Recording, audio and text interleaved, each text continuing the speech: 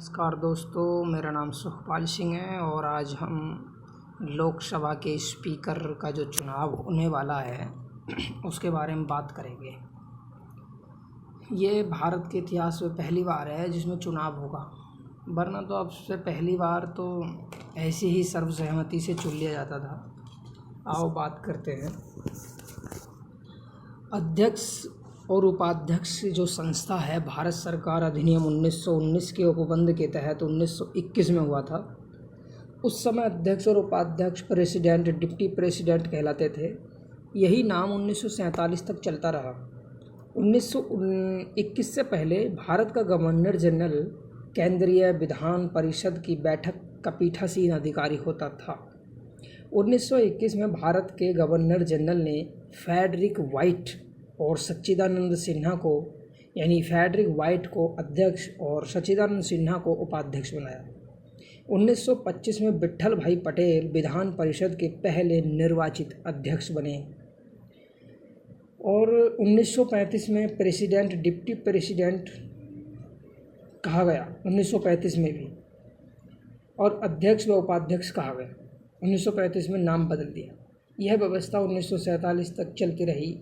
1935 के अधिनियम आपने देखा ही होगा कि संविधान में शामिल है ज़्यादा, तो यही नाम चल गया। और संघ में बाकी सबसे पहले अध्यक्ष बने थे जीवी मावलंकर। और 18वीं लोकसभा चल रही है। इस लोकसभा में 2 व्यक्ति चुनाव लड़ रहे हैं। एनडीए गठबंधन की तरफ से लड़ रहे हैं ओम बिरला, जो एक बार अध्यक्ष रह चुके हैं, और इंडिया गठबंधन की तरफ से लड़ रहे हैं के सुरेश, जो 8 बार सांसद बन चुके हैं। निर्वाचन की एवं पदावधि। निर्वाचन जो होता है, जितने सदस्य चुनाव जीत कर जाते हैं उन्हीं सदस्यों में से कोई ना कोई व्यक्ति अध्यक्ष का चुनाव लड़ता है। और बाद में रिक्त स्थान हो सकता है। कैसे हो सकता है?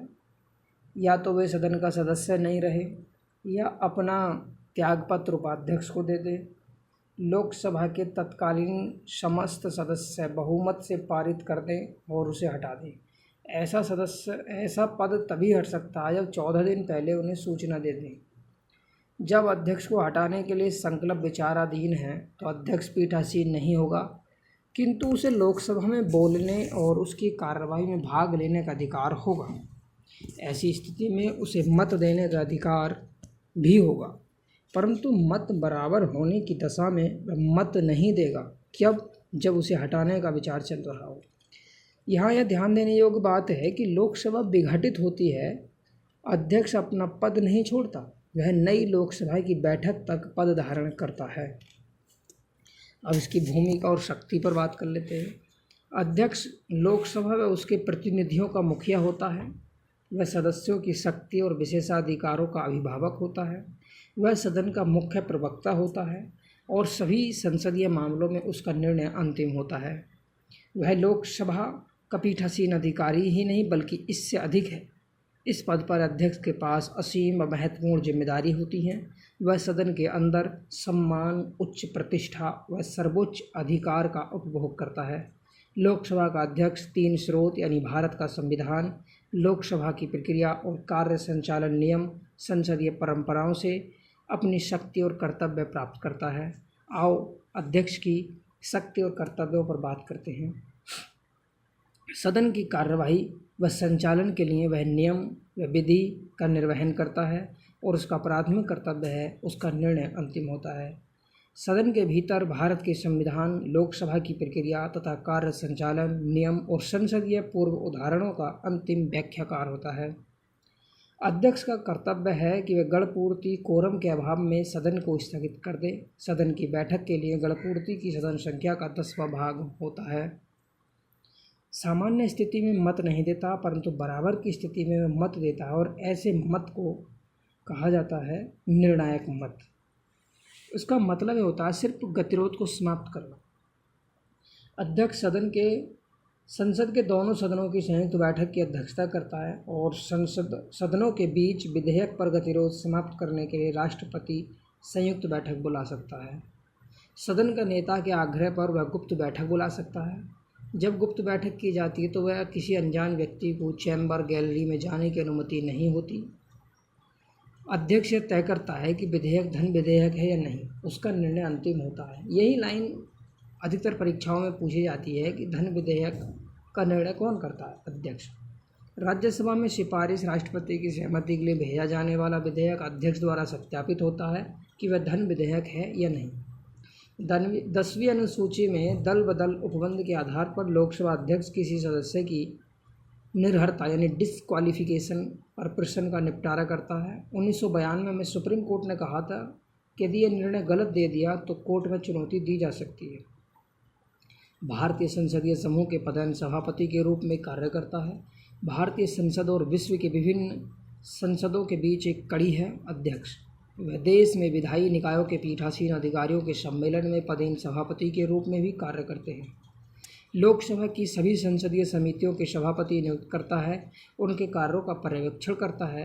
वह स्वयं भी कार्य मंत्रणा समिति, नियम समिति और सामान्य प्रायोजन समिति का अध्यक्ष होता है। स्वतंत्रता व निष्पक्षता। चूँकि अध्यक्ष का पद प्रतिष्ठा, मर्यादा और प्राधिकार निहित है, अतः स्वतंत्रता और निष्पक्षता इसकी अनिवार्य शर्त है। वह सदन के जीवन काल पद पर धारण करता है और उसे लोकसभा के तत्कालीन सदस्यों के विशेष बहुमत द्वारा संकल्प पारित करने पर हटाया जा सकता है, सामान्य बहुमत द्वारा नहीं। इस प्रक्रिया पर विचार करने और चर्चा के लिए कम से कम 50 सदस्यों का समर्थन जरूरी है। उसका वेतन और भत्ता संसद निर्धारित करता है। उसके कार्य व आचरण की लोकसभा में न तो चर्चा की जा सकती है और न ही आलोचना की जा सकती। सदन की प्रक्रिया विनियमित करने या व्यवस्था रखने की उसकी शक्ति न्यायालय के अधिकार क्षेत्र से बाहर है।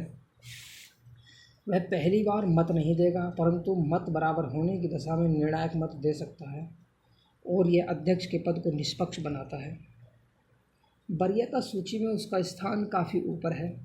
उसे भारत के मुख्य न्यायाधीश के साथ 7वें स्थान पर रखा गया है, यानी वह प्रधानमंत्री, उप प्रधानमंत्री को छोड़कर सभी कैबिनेट मंत्रियों से ऊपर है। ब्रिटेन में अध्यक्ष को आवश्यक रूप से किसी दल का सदस्य नहीं होना चाहिए। ऐसी परंपरा है कि अध्यक्ष को अपने दल से त्यागपत्र देना पड़ता है और वह राजनीतिक रूप से निष्पक्ष रहता है।